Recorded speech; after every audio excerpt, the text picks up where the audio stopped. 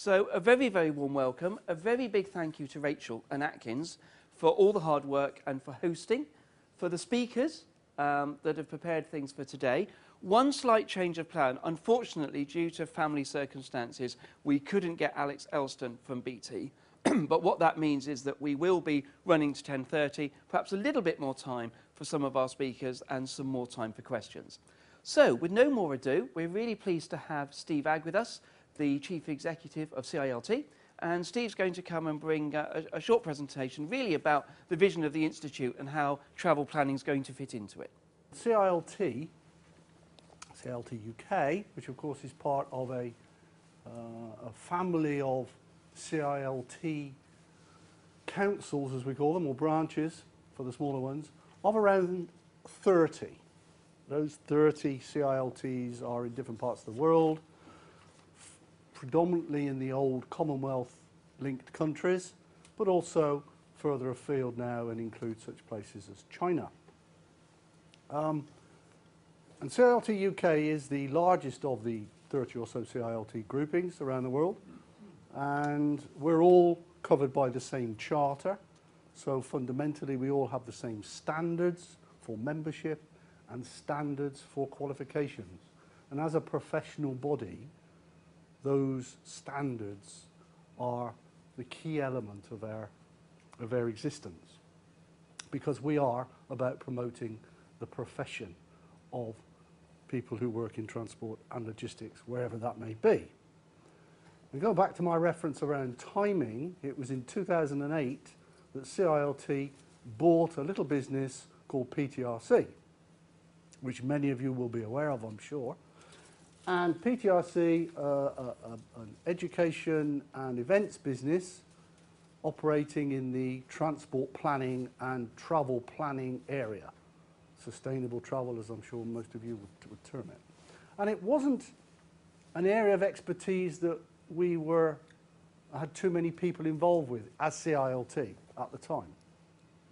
But of course, the 2.5 years or whatever it is since that time has been rather sort of presented choppy waters to us, in the fact that a business that was fundamentally dependent on either direct or indirect public expenditure through projects or events, people attending from local authorities, the major infrastructure consultancies, has probably seen cuts of, I don't know, you tell me, 50% in the UK. And so we have had some problems with that. But there were two real jewels in that business that we are continuing to promote, one of which was sustainable travel planning. And we're very keen as an organisation to promote the benefits of travel planning, but not just to the people who know what the benefits of travel planning are. And I think for far too long, or maybe it's my perception alone, but I don't think so, but for far too long I think travel planners have talked to travel planners, particularly in the public sector. And yet I think there is a great benefit for businesses to exploit the potential that travel planning can bring to their business at the bottom line. Yes, for various aspects of the business, whether it's staff retention, whether it's utilization of resources, whether it's being able to work with employees in a very, very constructive way. But too many businesses, probably the only thing they know about travel planning is I need to do something about a travel plan when I'm developing a new piece of facility, whether it's building a distribution centre in some particular area of the country, or whether it's changing the shape of their business facilities in a town or wherever it might be. And I think there are far too many businesses that don't enjoy the benefits of travel planning or sustainable travel within their environment because they don't actually understand it, but they don't know what it can bring. It's a real frustration to me. My background is in the logistics world, and I've been involved in building or putting new infrastructure for distribution centres around the country, and certainly that was the way I looked at travel planning. It's something else we've got to do. It's a hurdle we have to jump over, not considering the potential that it might bring to the business in terms of value. And we really do need to work to be able to stand in front of people who are investing in their distribution businesses or investing in their retail business or office developments or whatever it might be, and say, if you do something around this area, there is a real benefit to your business. And when we can quantify that, and I think we touched on that very briefly, and I hope you're going to say some more about that, John, when we talk about that, because that's what presses people's buttons in business. We all know that. It's not a secret.